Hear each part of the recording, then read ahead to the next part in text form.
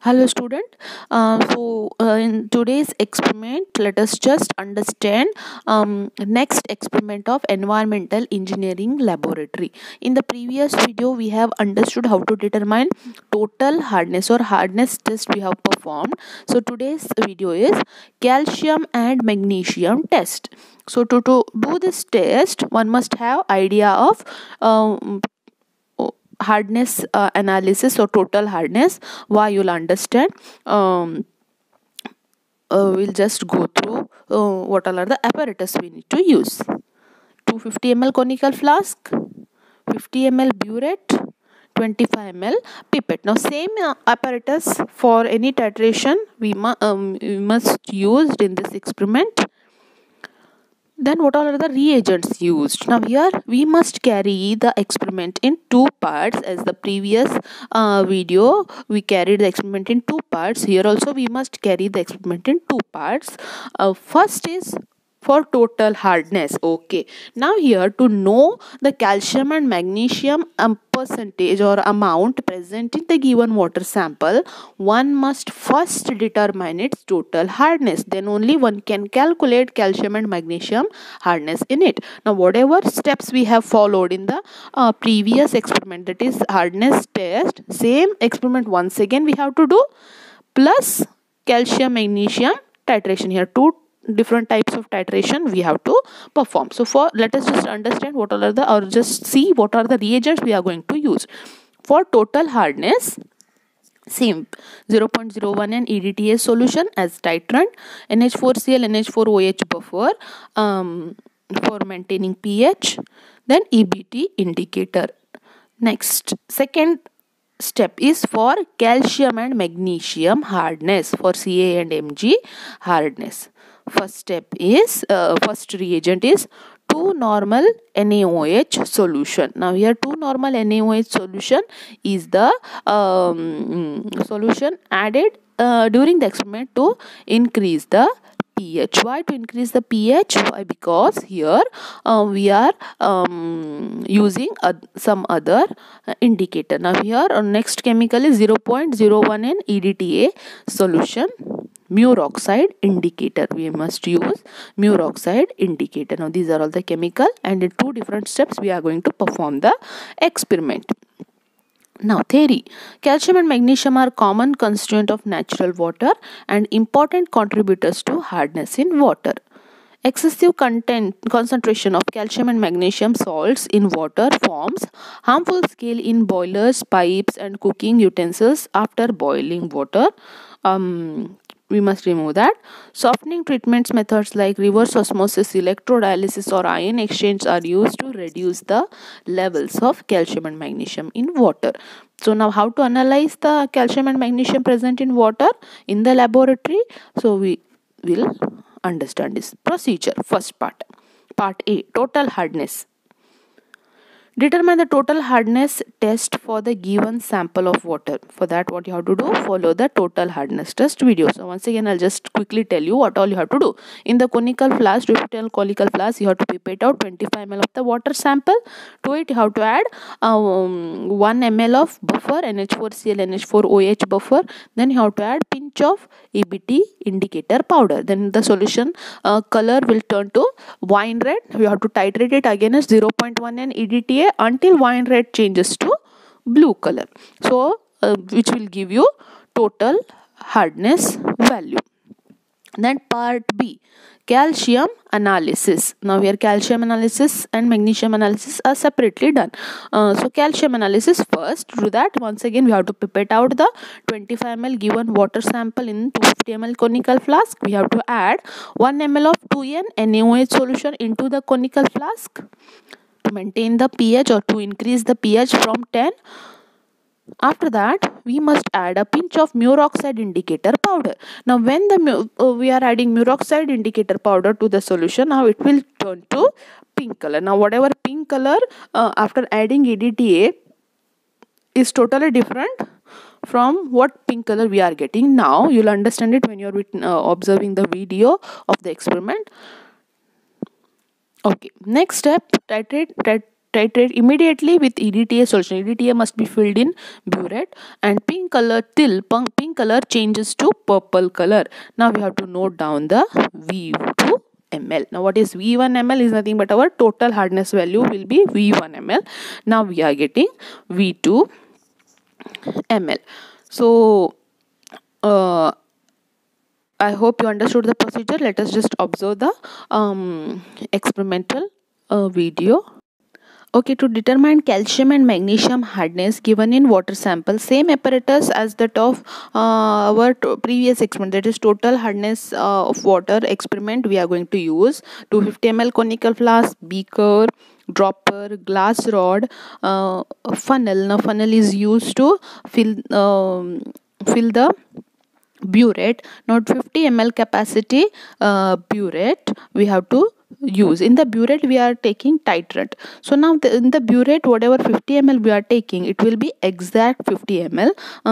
We cannot take measuring cylinders or droppers, will not come to know. So for that, burette must be used. So this is 0 level, then 10 digit, it is 1 level. Suppose you have taken solution at 0 level, then slowly you have released and it reached 4 level, then it means you have taken 4 ml titrant. So at the end there will be 50 ml marking, which makes 50 ml. Then 25 ml of pipette we are going to use. Now according to the procedure, whatever amount of analyte prescribed, you have to take the same. So in this experiment it is 25 ml, so I have used 25 ml capacity pipette. So there will be 1 ml, 2 ml, 2 ml, 5 ml, different 50 ml, different capacity pipettes. Now this mark is nothing but exact 25 ml. Then a burette stand. In the burette stand we must clamp the burette. So these are the apparatus. Okay students, so we have seen what all are the apparatus we are going to use. The experiment is carried out in 2 parts. First part is determination of total hardness. So here what I have done, I have first rinsed the burette and now with distilled water. Now I am rinsing the burette with EDTA solution. Then after that I have filled the burette with EDTA solution. For the detailed total hardness video, you can detail total hardness estimation, what are the initial steps and all, you can follow the total hardness video. So here first chemical used is 0.1 in EDTA. So after rinsing the burette, I have filled the EDTA in the burette. This is our first part of the experiment. Now here, to determine the calcium hardness, you have to perform total hardness experiment first, then calcium hardness experiment. Now the burette is exact 0. Now I am going to clamp it to the burette stand. Okay, make sure it is 0. Lower meniscus should touch the line. So after clamping it, we'll just pipette out the solution which we are going to need for the titration or the analyte in the conical flask. Before that, conical flask must be rinsed with distilled water, then discard the rinsed distilled water. Then pipette must be rinsed. How to rinse the pipette? Take distilled water in a beaker and dip the pipette in the distilled water and take the solution, a little distilled water in it and rinse it. Now here, as you can see here in the bulb, I have taken distilled water and I am going to give circular rotations to it, and then after that it is now rinsed with distilled water. Throw it.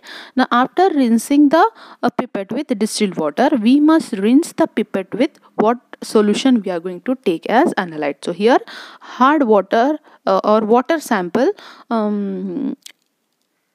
is the one which we are going to pipette out, 25 ml of water sample. Now before pipetting, make sure that you are rinsing it. Now like this, you have to hold the pipette so that you are creating a vacuum and there will be liquid. At that time, washed rinsed liquid, it must not go inside the hard water sample, it will contaminate it. So for that you must hold the finger properly so that vacuum is created. Now slowly the liquid will rise due to capillary action. Now we have to take that liquid for rinsing the pipette. Once you have rinsed the pipette with a hard water sample, now you have to pipette out water sample. Now you have to pipette out 25 ml of the given sample by using a pipette, by using the same rinsed pipette, and you have to transfer the pipette 25 ml solution into the conical flask, and you have to go for the titration. After finishing this, you have to go for calcium and magnesium titration. Where exactly? The calcium titration. As you can see here, the lower meniscus, when it touches the line, it makes 25 ml. I have taken 25 ml water sample into conical flask. Give tappings to it so that you are taking a last drop of the liquid. Next, EDTA I have already filled in burette. Now NH4Cl NH4OH buffer. Here buffer is added to the water sample to maintain the pH to 10. At the same pH, the EBT will work. Now after adding the buffer, shake the content of the conical flask properly and add EBT indicator, aerochrome black tea indicator.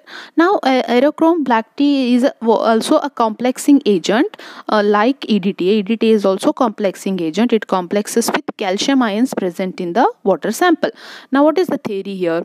So when you are adding EDTA, immediately after adding EBT into the water sample, whatever calcium present in the water will combines with EBT and will form a wine red color. Now when you are adding EDTA, EDTA is more stronger than EBT.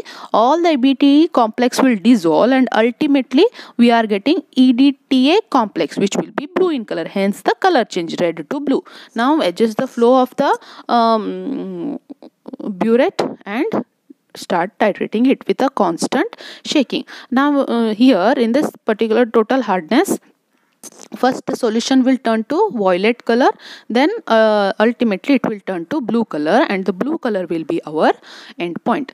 Now once you are getting blue color, you note down the burette reading and you can repeat this experiment total hardness. Then you have to go for a calcium hardness experiment. Now you can see here this is purple color. Now you have to do slowly the experiment so that after adding few drops you will be getting blue color. Now as you can see here, it is turning to blue color. Once it is blue, that means all the EBT complex is turned to EDTA calcium complex. Now this is our end point. You can see the color change from wine red, it has turned to blue now. So as you can see, initially it was wine red in color, now it is blue. Now after this, you have to, initially we have started from 0 burette reading, then at the end what burette reading we have got, you have to just note it down. And after that you have to go for this is the first part of the experiment, total hardness. Why? Because we see total hardness is nothing but hardness due to calcium plus magnesium. So first we now 0 it was. Now after the after titration we got the burette reading somewhere at 9.6 around. Anyways, it was first trial. So now we'll go for the calcium analysis. Then after the apparatus, let us just observe which all are the chemicals we are going to use. So first will be distilled water. Now distilled water here we are using to rinsing purpose. Then hard water sample. So if you have performed the experiment total hardness, then same hard water sample you have to use. Then 2N NaOH here to increase the pH above 10 ml. For that NaOH is used. Then 0.1N EDTA solution, it is the titrant, it must be filled in burette. Then Muir oxide indicator. Now Muir oxide indicator when it is added to water sample, it will be it will turn the color pink, and at the end point it will be purple color. Now I'll pipette out 25 ml of water sample I have pipetted already. So 25 ml of water sample I have taken in a conical flask. You must follow all the same methods to before taking the solution. You must rinse and all. Then we have to, according to procedure, we have to add 1 ml of 2N NaOH. Then after adding NaOH, we must add the indicator, Muir oxide indicator.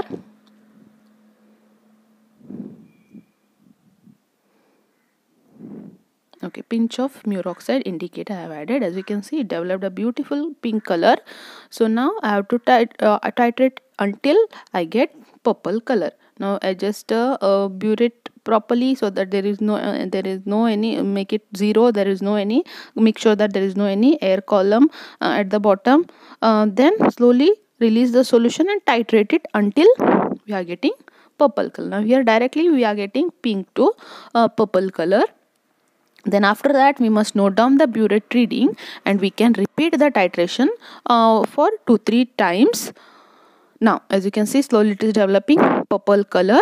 Now it is almost purple. Now this is the end point of our reaction. That means all the calcium ions are converted into calcium EDTA complex. So calcium Muir oxide complex will be pink in color.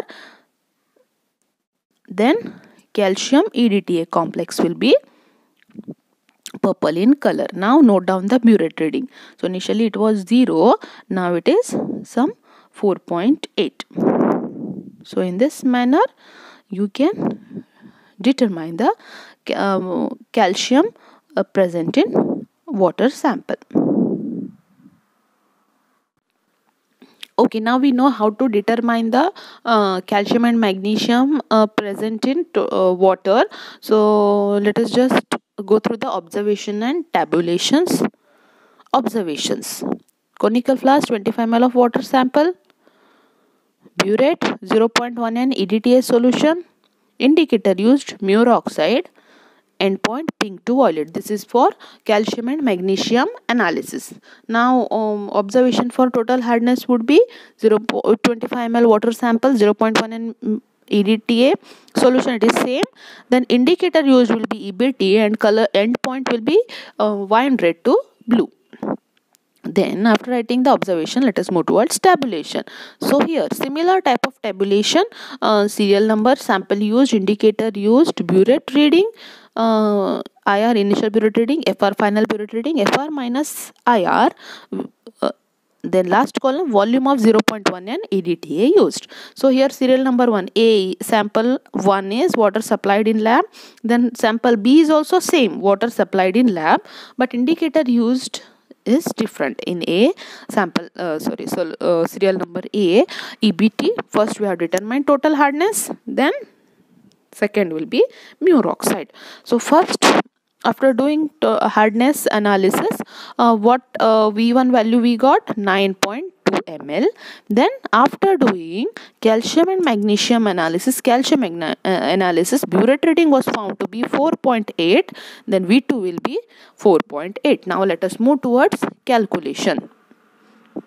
Calculations. First one, total hardness as CaCO3 in mg per liter.